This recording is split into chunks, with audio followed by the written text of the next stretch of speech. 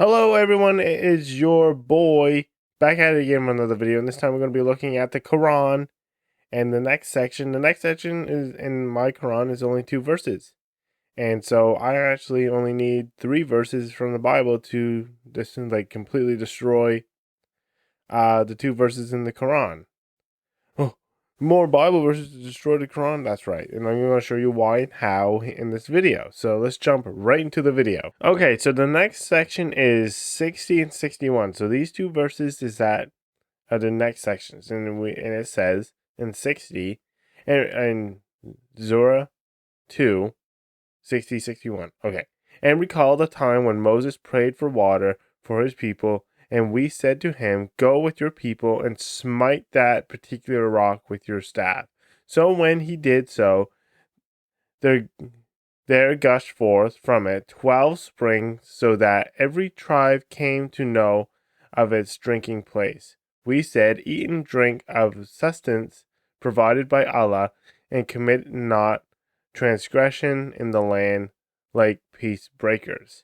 And when you said, Moses, we are weary of one kind of food, so that we will not at all remain content with one of the same food. Pray therefore to your Lord for us, that he may bring forth for us some of that which the earth produces of its vegetables, of its cucumbers, its corns, its lentils, and its onions.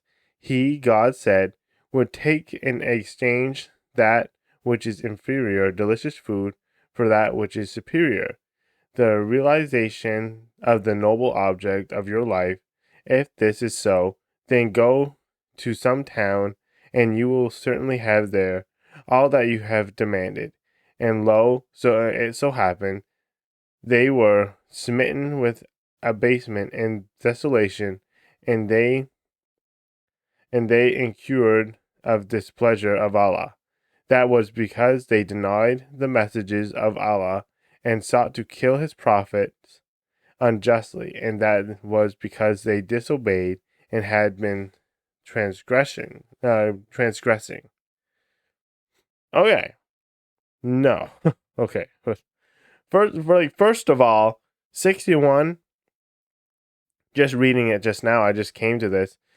It says, we will not at all remain content with one of the same food. Pray therefore to your Lord for us, that he may bring forth to us some of which the earth produces.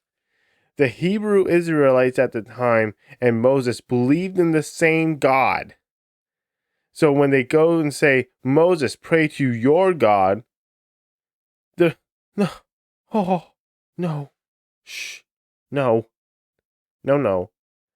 Like, the Israelites and Moses believed in God. Okay? The river, the Red Sea departed. They see what's going on at Mount Sinai. They see God. Like, they know God. The Israelites know God. So when it says, pray therefore to your Lord for us, that doesn't make sense, because the Israelites believed in the same God as Moses. Okay, they didn't believe in the golden calf and whatnot. Well, they did. Then they got punished for it. They didn't believe in Baal. They eventually did, but not now. They didn't believe in Malak. They didn't believe in the Egyptian gods. They believed in God of Israel, the Hebrew God, the God that saw them out of Egypt. They believed in the same God that Moses believed. So when they came to no, that did not happen. Let's just go to the Bible. Go to the Bible. Let's figure this out. Okay. Exodus 16, 11 to 21. And the Lord spoke to Moses, saying, I have heard the complaints of the children of Israel. Speak to them, saying, At twilight you shall eat meat, and in the morning you shall be filled with bread, and you shall know that I am the Lord your God. Okay? So Israel and Moses had the same God. So it was that quail came up at evening and covered the camp, and in the morning The dew lay all around the camp, and when the layer of dew lifted, there on the surface of the wilderness was a small round substance as fine as frost on the ground. So when the children of Israel saw it, they said to one another, "What is it?" For they did not know what it was. And Moses said to them, "This is the bread which the Lord has given you to eat. This is the same thing which the Lord has commanded. Let every man gather it according to each one's need, 1 omer for each person, according to the number of persons. Let every man take for those who are in his tent." Then the children of Israel did so, and gathered some more and some less. So when they measured it by omers, he who gathered much had nothing left over, and he who gathered little had no lack. Every man had gathered according to each one's need. And Moses said, "Let no one leave any of it till morning." Notwithstanding, they did not heed Moses, but some of them left part of it until morning, and it bred worms and stank. And Moses was angry with them, so they gathered it every morning, every man according to his need. And when the sun became hot, it melted. So where's the fury with Allah? God heard the complaints of Israel. God wasn't angry. Moses was angry, not God. No.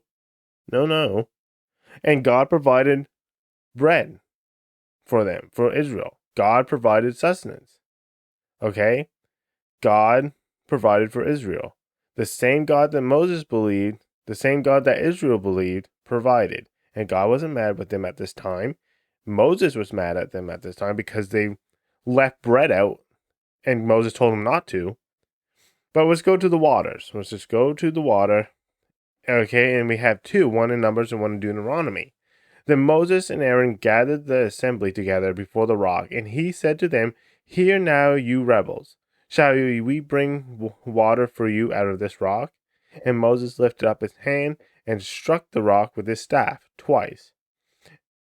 And water came out abundantly, and the congregation drank, and their livestock. And the Lord said to Moses and Aaron, "Because you did not believe in me, to uphold me as holy in the eyes of the people of Israel, therefore you shall not bring this assembly into the land that I have given them.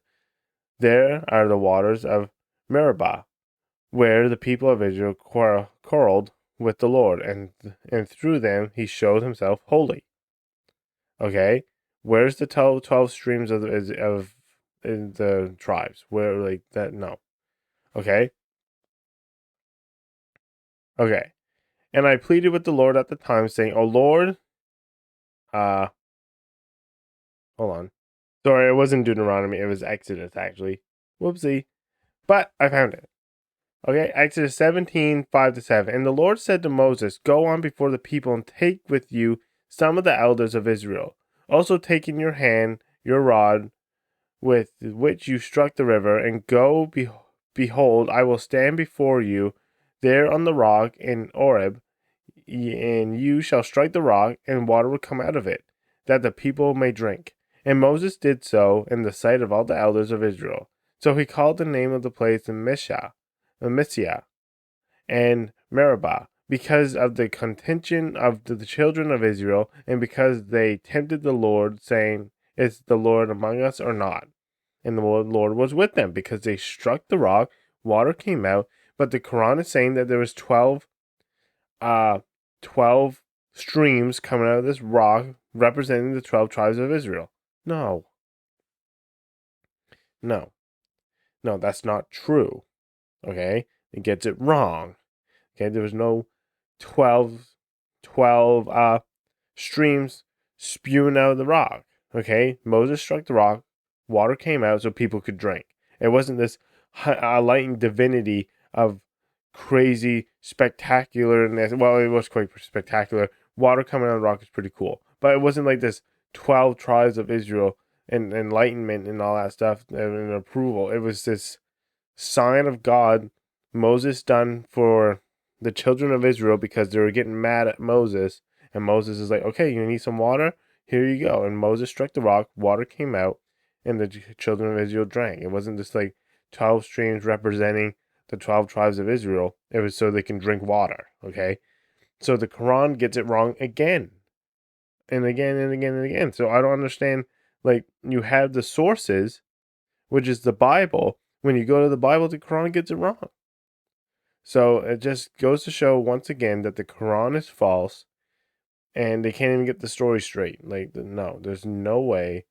No, no, no. Just go. If you are a Muslim and your book gets it wrong over and over and over again, and they say, well, it's a correction. This, no, no, no, no, no, no. They can't get their facts straight.